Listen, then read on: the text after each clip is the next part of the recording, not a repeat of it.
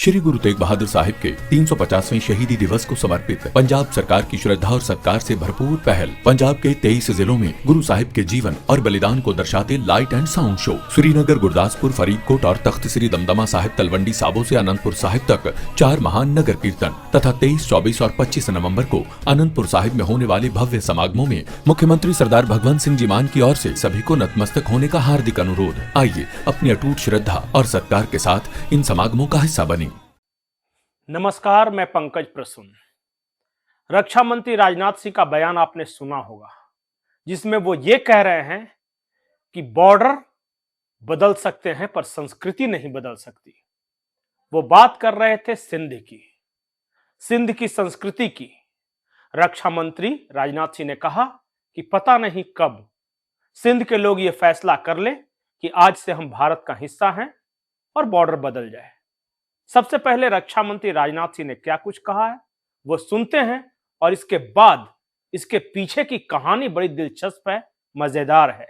पहले रक्षा मंत्री राजनाथ सिंह। आज सिंध की भूमि, मेरे बहनों भाइयों, यह भारत का हिस्सा भले ही न हो, लेकिन सभ्यतागत रूप से सिंध हमेशा भारत का हिस्सा रहेगा।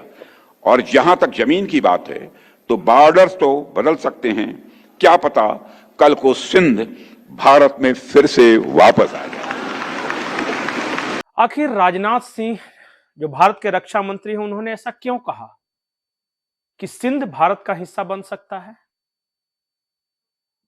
उन्होंने एक कहानी सुनाई। कहानी यह है कि भारतीय जनता पार्टी के वरिष्ठ नेता लाल कृष्ण आडवाणी सिंधी थे। उनके बचपन का 15 साल, यानी जब से वो पैदा हुए तब से 15-16 साल सिंध की गलियों में बीता, और लाल कृष्ण आडवाणी जैसे हजारों सिंधी भाई बंटवारे के वक्त यहां चले आए। आप जब कानपुर जाएंगे, मुंबई के उल्हासनगर जाएंगे, कभी सिंधी परिवारों से मिलने की कोशिश कीजिए। वो आज सक्सेसफुल हैं, वो अच्छे बिजनेसमैन हैं, लेकिन आज भी उन्हें कराची की गलियां पुकारती हैं। आज भी भारत के राष्ट्रगीत में पंजाब, सिंध, गुजरात, मराठा, द्राविड़, उत्कल, बंग, यह है पंजाब और सिंध आज भी हमारे राष्ट्रगीत में। सिर्फ जन गण मन अधिनायक गाने से नहीं होगा। सावधान मुद्रा में अगली बार जब आप पंजाब, सिंध, गुजरात, मराठा बोले तो यह जरूर मानकर चलें कि पंजाब आधा आपके पास है और सिंध बिल्कुल नहीं है। क्या यह आपका फर्ज नहीं कि आप अपने जनगण मन में उच्चारित प्रत्येक शब्द को अक्षरशः जिए? और मैं यहां पर आदरणीय लाल कृष्ण आडवाणी जी का भी जिक्र करना चाहता हूं। हमारे नेता थे, आज हैं। आडवाणी जी ने अपनी एक पुस्तक में लिखा है कि सिंधी हिंदू और विशेषकर उनकी पीढ़ी के लोग अभी भी भारत से सिंध को अलग करने की बात को स्वीकार नहीं कर पाए हैं।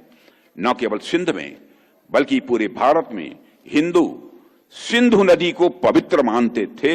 सिंध के कई मुसलमान भी मानते थे कि सिंधु का जल मक्का के आबे जमजम से कम पवित्र नहीं है। सिंध कभी मुसलमानों का रहा ही नहीं। सिंध हमेशा से हिंदुओं का था, और आज भी अगर पाकिस्तान में सबसे ज्यादा हिंदू कहीं हैं तो वो सिंध में है। मैं आपको पाकिस्तान का एक नक्शा दिखाता हूं, सिंध के अलग अलग जिलों का नक्शा। आप देखिए कि हिंदू आबादी कितने हैं। थरपाकर में 45.6%, उमरकोट में 54.6%। यह पाकिस्तान के अंदर हिंदुओं की आबादी है। और अगर इतिहास की बात करें तो सिंधु घाटी सभ्यता, यह जो सिंध है वो सिंधु के नाम से पड़ा है, और सिंधुओं के बारे में कहा जाता था कि आबे जमजम से भी ज्यादा अगर कहीं का मीठा पानी है तो वो सिंध का पानी है।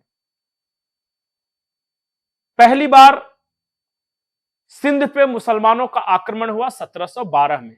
मोहम्मद कासिम, पाकिस्तान में उसे पहला मुसलमान बुलाया जाता है कि इस खित्ते का पहला मुसलमान मोहम्मद कासिम था। मोहम्मद कासिम इराक के राजा हज्जाम का सेनापति था, और उसने लड़ाई लड़ी राजा दाहिर के साथ, और राजा दाहिर को उसने हराया, लेकिन राजा दाहिर के हारने से लेकर और उसके बाद के 500 साल का इतिहास पढ़िए आप। सिंध के हिंदू एकजुट होकर लड़ते रहे। भगवान झूलेलाल कृष्ण के ही एक रूप हैं, हमारे कन्हैया। पूरा सिंध झूलेलाल को अपना इष्ट देव मानता है। जितने भी सिंधी मिलेंगे आपको, वो झूलेलाल का नाम आपको जरूर उनके मुंह से उच्चारण होगा। ये है वो सिंध। जब अंग्रेजों का राज था तब भी सिंध में कोई कट्टरपंथी नहीं थे, और उस वक्त कराची और मुंबई को सिस्टर सिटी कहा जाता था।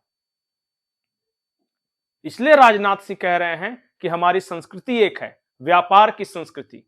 आप एक गुजराती और एक सिंधी दोनों व्यापारी वर्ग हैं, बाकी पाकिस्तान तो जिहादी, उनको बिजनेस से क्या लेना देना। लेकिन सिंध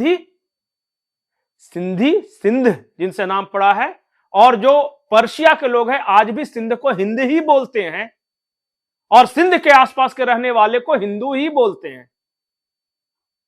तो जिससे हमारी पहचान है वो सिंध की संस्कृति हमारी है। आज भी सिंध भारत के ज्यादा करीब है। ये थरपाकर इलाका जो है वो गुजरात से बिल्कुल एक संस्कृति, एक सभ्यता। उन्होंने पंजाबियों की स्वाधीनता कभी नहीं स्वीकार की, पंजाबियों के अंडर कभी नहीं रहना स्वीकार किया। इसलिए सिंध में मुहाजिरों का एक संगठन था, मुत्ताहिदा कौमी मूवमेंट। अलग पॉलिटिकल पार्टी थी जो भारत से चलकर गए थे वहां पे। उन्होंने अपनी पॉलिटिकल पार्टी बताई, मुत्ताहिदा कौमी मूवमेंट। उन्होंने लड़ाइयां लड़ी पाकिस्तान बनने के बाद हाल तक, 90-95 तक उन्होंने पंजाबियों के खिलाफ लड़ाइयां लड़ी है। बार बार ये जो बेनजीर भुट्टो हैं, इनकी पूरी पार्टी की पूरी राजनीति इसी बात पे टिकी हुई है कि पंजाबियों की सत्ता हम कैसे स्वीकार करें। आज वो सिंध एक बार फिर से उठ खड़ा हुआ है। सिंध में आप प्रोटेस्ट की ये तस्वीरें देखिए। यहां पे मुसलमानों की एक भीड़ हिंदराज माता के मंदिर को तोड़ने पहुंची है, और ये वीडियो देखिए और फिर बताइए कि क्या हम अब भी हिंदू बहुल जिलों को कम से कम भारत के साथ जोड़ सकते हैं या नहीं जोड़ सकते हैं। ये वीडियो देखिए, उसके बाद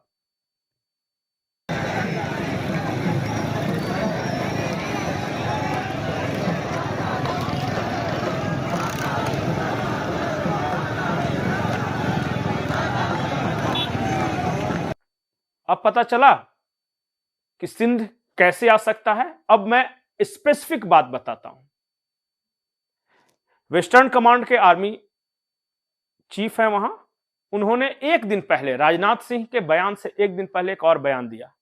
उन्होंने कहा कि अगली लड़ाई जहां होगी, लेकिन अगर इस इलाके में हुई तो हम हर तरह से मुस्तैद हैं, हमारी तैयारियां पूरी हैं, और वो कराची और सिंध तक होकर जाएगी। आप वो बयान सुन लीजिए पहले, राजनाथ सिंह के बयान के एक दिन पहले। के लिए साइबर से लेकर के केमिकल, न्यूक्लियर, बायोलॉजिकल सभी तरह की लड़ाई की हमारी तैयारी है। आप ये मान के चलिए कि हमें विश्वास है कि अगली लड़ाई सिर्फ एक डोमेन में नहीं होगी, मल्टी डोमेन ऑपरेशंस होंगे। लड़ाई स्पेस में भी होगी, साइबर में भी होगी, ईडब्ल्यू में भी होगी, इंफो वॉर में भी होगी। पर जीत जो है वो जमीन पर ही हासिल होगी। तो ये सारे डोमेन में जो भी हम काम कर रहे हैं वो किसी तरीके से जो हमारी अल्टीमेट जीत है, वो चाहे 71 की जीत हो, चाहे 65 की जीत हो, वो जब तक हम जमीन पर कब्जा नहीं करेंगे वो पाकिस्तान मानेगा नहीं कि हम जीत गए हैं। तो डोमेन सारी जरूरी हैं, हम सारी डोमेन में लड़ाई की तैयारी कर रहे हैं। पर जो आप ग्राउंड पर देख रहे हैं, ये फिर लास्ट ये मान के चलिए कि सारी डोमेन को मिला करके लास्ट में जो ऑपरेशन होना है वो यही है जो आप देख रहे हैं। दोस्तों, रक्षा मंत्री राजनाथ सिंह का बयान हो या जो वेस्टर्न कमांड के जो चीफ हैं उनका बयान हो, या फिर राजनाथ सिंह द्वारा ही ये कहना, लाल कृष्ण आडवाणी वाली कहानी सुनाना, वो तीनों हो, लग रहा है कि कुछ तो बड़ी प्लानिंग हो रही है। क्या अगली लड़ाई जो भारत पाकिस्तान के बीच होगी वो सर क्रीक वाले इलाके में होगी? क्या गुजरात, राजस्थान और उधर का सिंध, यहां पे ये लड़ाई होगी?